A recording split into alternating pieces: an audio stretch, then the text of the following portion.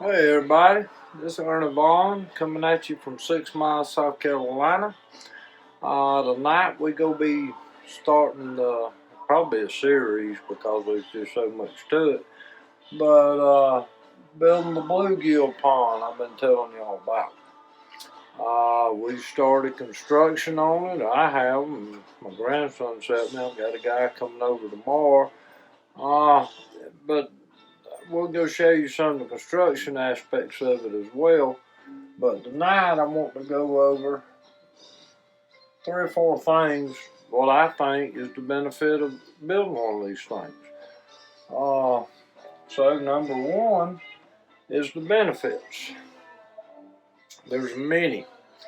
Now I'm part owner in Fairview Water Gardens, and we do koi ponds, goldfish ponds, big high-end kind of stuff. And they're awesome.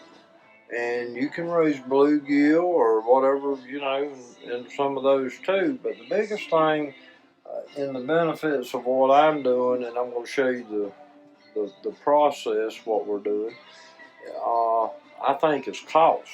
And I'm just building this. It's going to be a 7.5 foot by 10 foot by 4 foot deep for my water volume, which is going to give me about 2,200 gallons, and I'll show you how to calculate that. And I can grow a lot of fish in that pond that me and my family can eat. And there's many ways you can manipulate this. A lot of people, I told a guy, I don't know, a week ago, he's one of them educated folks, big time. Oh, you can't do this, you can't do that. Well, yeah, you can. He's more into farm management, ponds, stocking rates, this, that, and the other. And I'm going to show you as we proceed with this how you can increase the amount of fish in a certain volume of water with just your equipment. Simple as that. Simple as that. But there's many benefits in that, what I'm building. I've got the walls on my tractor now. I'm taking them out there tomorrow. Got a guy coming over to help me. We're going to start assembling it, building it. But there's many things I'm doing that's going to make it, stout like a brick house, eye-appealing, and a food source. Once you get the cycle started, basically a year-round food source. So that's the benefits of what I'm trying to do. Okay, I could put in a koi pond, and all this, and it's going to be expensive, but it's going to be real nice, and it's going to be more, eye-appealing aesthetics and such as that, which you could put some game fish in there, but this one's going to be primarily built above the ground, or it is built above the ground and in the ground, for a food source. I'm building it in my garden. My wife asked me, why are we putting it out there? Well, what do you do in a garden? You grow food. So that's why I'm putting it in the garden. I'm growing food. The other thing, along with benefits, multi-fish species. Okay, what you can eat. Now, this is where you got to do research on any pond. You have to do the research on what that fish requires as far as food, temperature, cover, this, that, and the other. If you want them to spawn, like my pond, I'm going to be building, with stocking with bluegill. I'll be putting sand in the bottom, maybe a little gravel mixed in. I'll show you as we go along, because that's what they like to spawn in. I want them to spawn too. I could put tilapia in there. Now, certain states, you get into a little bit more. They can be invasive, depending on your climate. But check into that with probably the DNR, I would guess, Department of Natural Resources. But where I live, the tilapia species, there's different ones will die off in the winter. So there you go. You got a temperature requirement, and I can manipulate that. I can control that if I want to grow some of those as well. And as we progress with this, I'm going to tell you some secrets, like I mentioned earlier. a lot of these experts, and I'm not knocking them in their field, they awesome, they wonderful. But there is ways to manipulate populations of fish and what kind of fish where you grow. Uh, I've been fooding with ponds and koi ponds for 25 years. We learned a little bit. And you can do the same concept, same principle in a lot of fish that you can eat. So y'all need to like and subscribe and follow me on this because I'll teach you some stuff. Number two is food.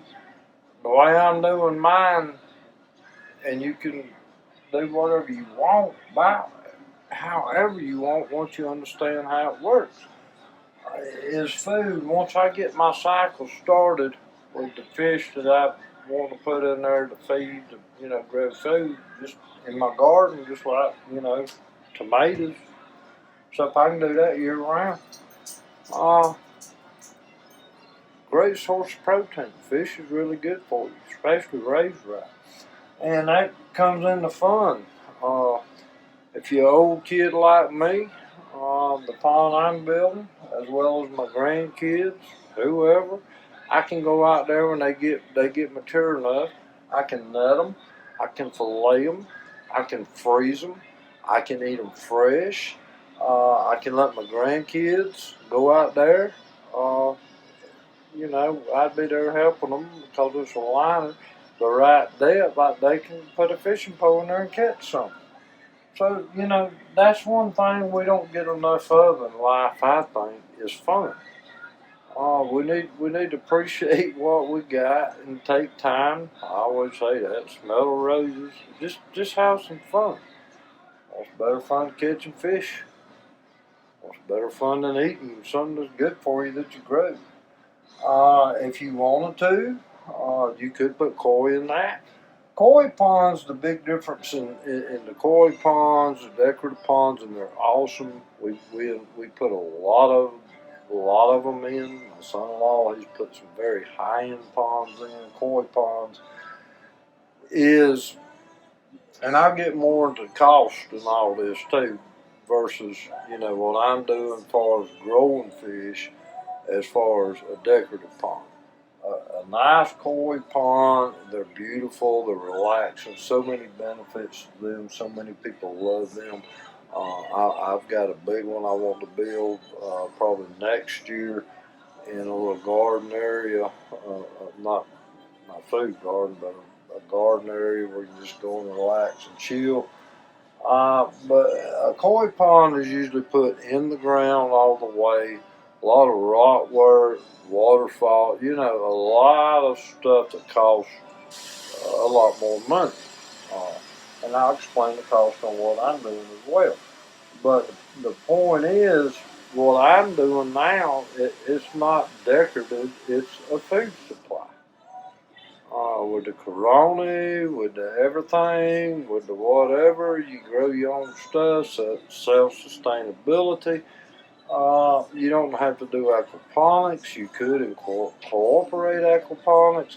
So many things you can do. But I'm going to be growing food in this pond that I'm going to do this video series on. Okay? So, the food pond, it could be a combination. I could put koi in that one I'm going to build, but it's primarily going to be a food source. I'm going to start out with bluegill. I done bought 100 of them, just little bitty ones.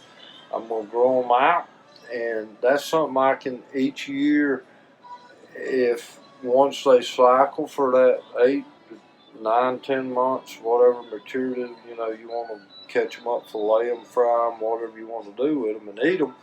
Well, next year I can put another 100 in there. I can put another 50 in there. I could put, 100 tilapia during the summer and grow them out and harvest them in the fall. So many benefits to that. And I'm going to show you a little clip at the end of this, the construction part of it. And then I'll be starting another one tomorrow, separate from this, of the actual assembling, the leveling, and throughout next week, good Lord willing, and the creek don't rise, we're gonna have water in that thing. And I'll show you how we can speed up the process, not having to cycle it, 6 or 8 weeks, 4 to 6, whatever it is. We do it quick. Don't forget to take the time to smell the roses. In these days and ages, be thankful for what you got. Appreciate y'all. Yeah, the order of the lamp. Go in there and pay. Get in line. Good to see you, man. You too.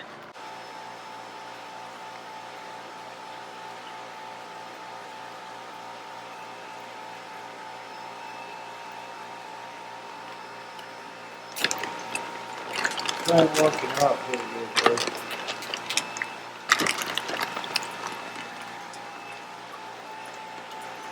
There's 100 of them in there. I gotta go. Okay, y'all. I told y'all we're gonna be starting the brown pond. May put tilapia in it too at some point in time. Ain't no telling. But I want to show you a little bit along. I'll go over in a preview to this the dimensions of this pond, but and how you can increase your fish capacity by volume of water. A lot of people don't know that or say you can't put that many. Well, I'll show you how you can. But basically, this pond's going to be 10 foot by 7.5 foot, and you can see I'm building it like a brick house. I'm putting corners on my small walls, but my other walls, I don't want it to move, and I'm going to do some other things as well. But right now,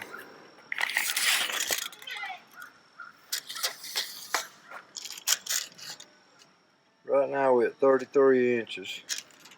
The studs is 30 inches. I'm going for overall of 36 inches. Well, when I get it framed together, I'm putting purlins in it to strengthen it, where I don't get no movement or minimum movement. And also that gives me a lot of options what type of siding I can use. I may mill some cedar. I could put whatever siding on. I could put vinyl siding. It don't matter. But anyway, I will top plate it and I will bottom plate it. And once I get it done, framed up, and we start leveling it, that's going to get me out here to 36 inches. When you're building something like this, you just, it ain't going to take forever, but, just take your time. Build it stout. I'm using exterior 3-inch screw. I'm not nailing nothing. I really want it like a brick house. I don't want my span at the top to move. I want it to be even.